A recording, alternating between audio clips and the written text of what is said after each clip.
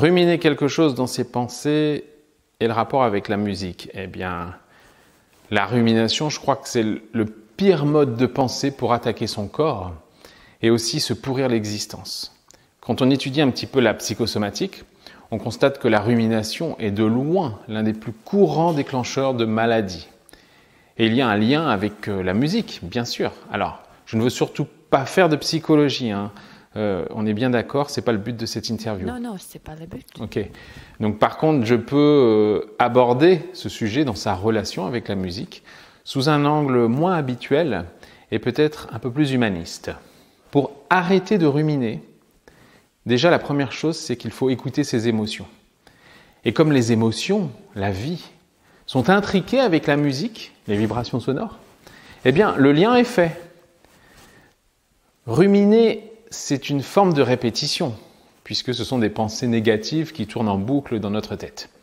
Cela nous gâche même l'existence. Et je pourrais faire directement un rapport avec la notion de répétition, du coup, en musique. Parce qu'il faut comprendre, c'est que notre cerveau est habitué à répéter. Et il attend même la répétition, il l'anticipe. Et cela pose un problème de fonctionnement, car comme il est habitué à la répétition, eh bien, il l'applique partout, et notamment dans la gestion des émotions. Par exemple, eh bien, dans cette fonction de ruminer des pensées et des ressentis. Toutefois, il y a une différence quand même majeure. C'est qu'en musique, eh bien, la répétition, elle est assimilée comme une fonction positive, alors que la répétition qui consiste à ruminer des choses, des pensées, eh bien, est plutôt assimilée comme une fonction négative, une fonction toxique. Alors pourquoi on aime la répétition en musique ? Eh bien, cette passion pour un refrain, ou pourquoi cette nécessité d'écouter en boucle un morceau que tu apprécies ? Eh bien, la répétition porte sur généralement les formes rythmiques, la répétition mélodique, harmonique et d'autres genres de répétitions. Les musiques et les chansons que l'on retient, qui nous marquent, eh bien, ont presque toutes des refrains. En réalité, la répétition est un système d'anticipation qui fonctionne avec chaque note de musique. Le répondant, le cerveau attend une réponse qui succède et après il va anticiper même cette réponse, comme un peu une partie de ping-pong, c'est un peu un jeu musical qui se passe dans le cerveau. De cette façon, eh bien, ton esprit chante parce que, en fait, la musique l'invite à y participer. La répétition a toujours été indispensable à la survie de l'être humain. Ça a été une constante dans l'histoire. C'est même en observant la répétition des cycles lunaires, des marées, des saisons, du jour et de la nuit, eh bien, qu'il a pu définir le cerveau des saisons, apprendre quoi faire, à cultiver des choses et à quel moment ne pas le faire aussi. En définitive, eh bien, on peut dire que c'est grâce à la répétition que les civilisations ont pu se créer. Donc si la répétition était initialement un outil pour la survie, eh bien, la réitération nous permet encore aujourd'hui de nous risquer, de nous donner une opportunité à la créativité et de créer des routines nécessaires pour mener une vie organisée. Tu es donc éduqué à la fois à répéter des choses, mais aussi à attendre des répétitions. D'où ce paradoxe avec les émotions négatives. Elles nous dérangent, nous empêchent de nous concentrer, de vivre, de se sentir bien. Elles créent des maladies et pourtant, eh bien, on les répète sans cesse. On les revit comme si cette démarche, eh bien, allait les faire disparaître. Or, comme pour la musique, on finit par s'habituer à ruminer. Et pire, on finit par entretenir cette habitude. Pourtant, les ruminations ne sont ni logiques et peu fondées sur la réalité. Ce sont des pensées qui reviennent en boucle et que l'on ne parvient pas à éliminer facilement. Car c'est la capacité, en fait, à corriger la difficulté, le problème en question, qui fait cesser la rumination. Donc dans le registre de la peur, l'anxiété, la colère, l'irritation ou la tristesse, le regret, la nostalgie. L'inquiétude ou les préoccupations banales de leur part, une peur vis-à-vis du futur par exemple. L'émotion négative provoquée par une inquiétude est normale. Donc la raison pour laquelle on aime, nous, écouter de la musique et qui nous fait ressentir le besoin de la réécouter les mêmes chansons, eh bien, c'est dans le cerveau, c'est l'activation du système de récompense. J'en avais déjà parlé dans une autre vidéo. Ce système biologique de récompense eh bien, se passe lorsqu'on réalise des actes vitaux pour notre survie. Le système de récompense fait que la musique est certainement le produit artistique que nous réutilisons le plus. En théorie, eh bien, tu n'as pas besoin de tout ça pour survivre. Mais la musique, les vibrations sonores, ont cette incroyable aptitude de s'infiltrer dans nos mécanismes de défense. Et l'aspect positif de la musique, c'est qu'elle ne menace pas notre sens de survie. La musique est la forme artistique qui comporte en soi le plus de répétitions. Il suffit pour cela de prendre pour exemple les chansons les plus connues du rock des années 50, 60, 70, etc. Elles contiennent 3 ou 4 accords seulement, et puis des paroles simples et surtout répétitives. Plusieurs études ont démontré que nous nous souvenons plutôt des chansons négatives, donc ce qui pourrait avoir une relation étroite avec l'apparition de pensées non désirées, récurrentes, d'où la rumination dans la vie. Par exemple, on a exposé à des participants 2 fragments d'une composition, donc il y avait Luciano Berio et Elliot Carter, donc 2 compositeurs qui évitent en général les répétitions intentionnelles. Le truc, c'est qu'on avait préalablement modifié, donc digitalement, un des fragments en lui ajoutant des répétitions. Résultat, les participants ont affirmé avoir préféré la version altérée, donc celle avec des répétitions aléatoires, qu'ils ont trouvée plus humaines, qui leur ont donné le moins de sensation d'avoir été créées par un ordinateur. Le cerveau est inconsciemment en train de chanter, et c'est à ce moment-là qu'on peut se mettre à fredonner l'air sans s'en rendre compte. Donc à ce moment-là, la partie émotionnelle du cerveau va prendre le pas sur la partie rationnelle et il atteint une paix relative. Cette relaxation des neurones, c'est ce qu'on appelle une suppression par répétition.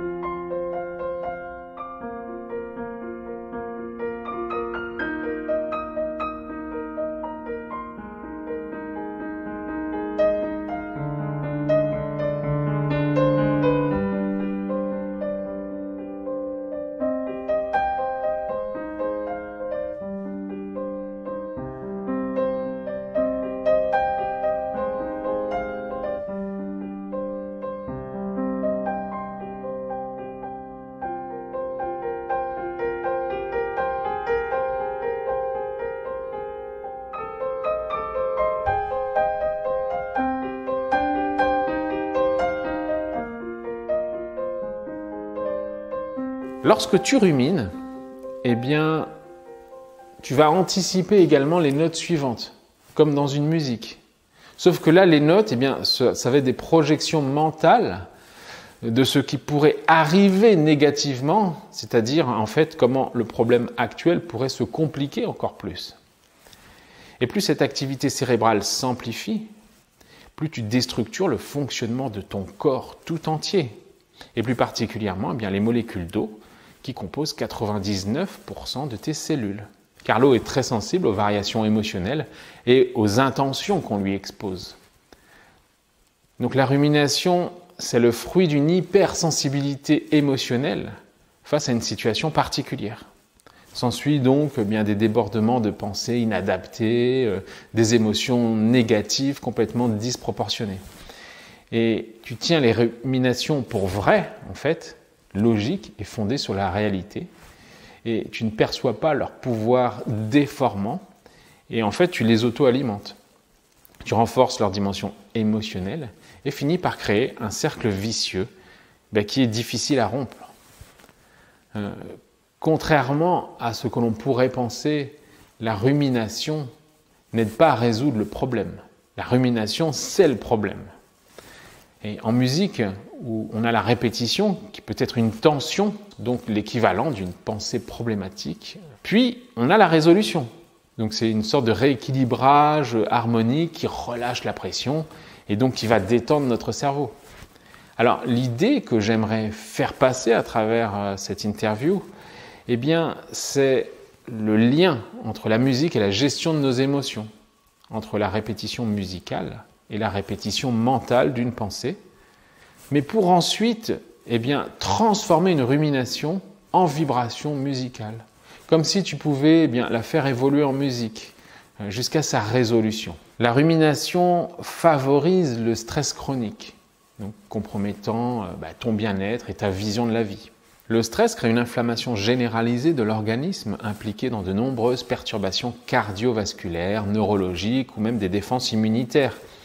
La santé mentale n'est pas épargnée avec des répercussions sur le sommeil, l'humeur, l'orientation de tes pensées dans un sens négatif et par conséquent eh bien, la diminution de ta motivation à agir. Les émotions font partie des fonctions basiques de notre cerveau. Elles sont liées à un réseau apparu bien avant l'émergence du langage. Ça, il faut que tu en aies conscience. Elles se forment environ 1/10 de seconde avant la pensée consciente. C'est pourquoi eh bien, les émotions dirigent tes pensées, ce que tu auras du mal à admettre d'un point de vue rationnel. Autrement dit, eh bien, les circuits nerveux de ton cerveau ancestral se sont initialement structurés de telle sorte qu'un événement menaçant prend systématiquement eh bien, une connotation émotionnelle, c'est-à-dire qu'il est traité plus rapidement et plus intensément par ton cerveau. C'est même pour cela que tu mémorises mieux en général tout ce qui relève de plus menaçant ou de plus désagréable. En musique, eh bien, la répétition ouvre de nouveaux modes d'écoute qui ne sont pas accessibles immédiatement. En écoutant encore et encore, on découvre une sorte de réalité cachée, un autre mode de compréhension du monde. Et c'est en quelque sorte le piège de la rumination, car de la même façon, on croit que ruminer en fait 100 fois une chose eh bien, va nous permettre de découvrir une solution au problème. Alors, donc c'est faux, et des solutions pratiques existent pour rompre ce cercle vicieux. Et ces solutions eh bien, se retrouvent dans l'effet de la musique qu'elle a sur toi, dans ton corps et dans ton esprit. Donc première solution, je dirais, c'est accepter tes émotions, ce que tu ne peux pas changer. L'acceptation, eh bien, ce n'est pas une démarche passive, c'est une démarche active.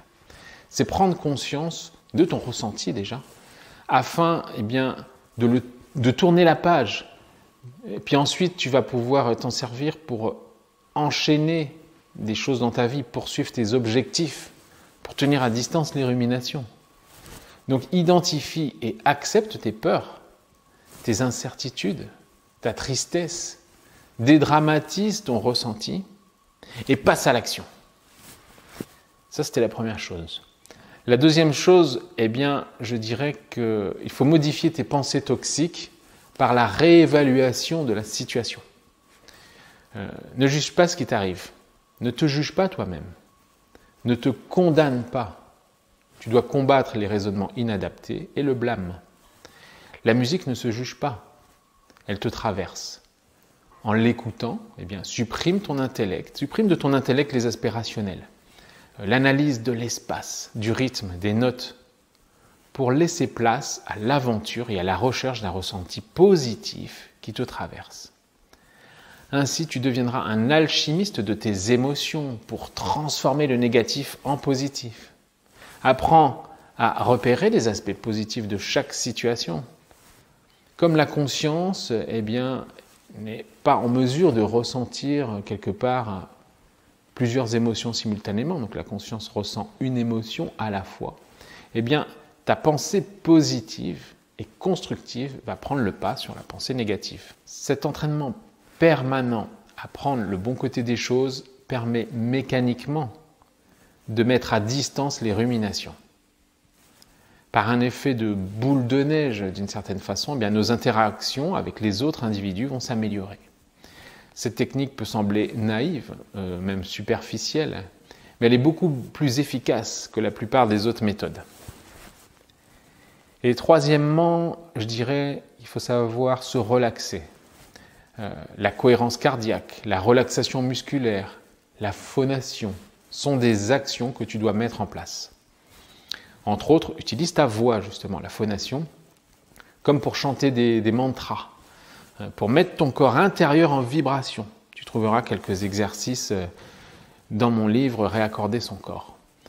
Grâce à ces techniques, eh bien, tu vas toi-même restructurer une partie des molécules d'eau de ton corps qui ont été déstructurées par les ruminations. Apprends à vivre dans le présent, c'est-à-dire en pleine conscience, en prenant conscience de tes pensées en tant qu'observateur extérieur.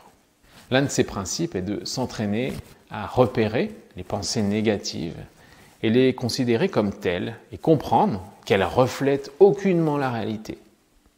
La pleine conscience permet de diminuer la dépression et l'anxiété. Allez, en conclusion, retiens cela. Il est essentiel d'apprendre à repérer le positif, d'accepter le négatif, d'accord, en ne lui donnant pas trop d'importance, et aussi d'accepter ses insuffisances, d'être ce que l'on est avec nos qualités et nos défauts. Tu seras du coup beaucoup plus serein, plus calme, plus agréable pour les autres une fois que tu auras effectué ce travail. Pousse-toi à l'autocompassion, comme le plaisir de se laisser traverser par l'écoute musicale, et cultive des liens affectifs plus profonds. Ta vie, tes pensées, ton corps, en corrélation avec les vibrations autour de toi, devraient alors te changer positivement.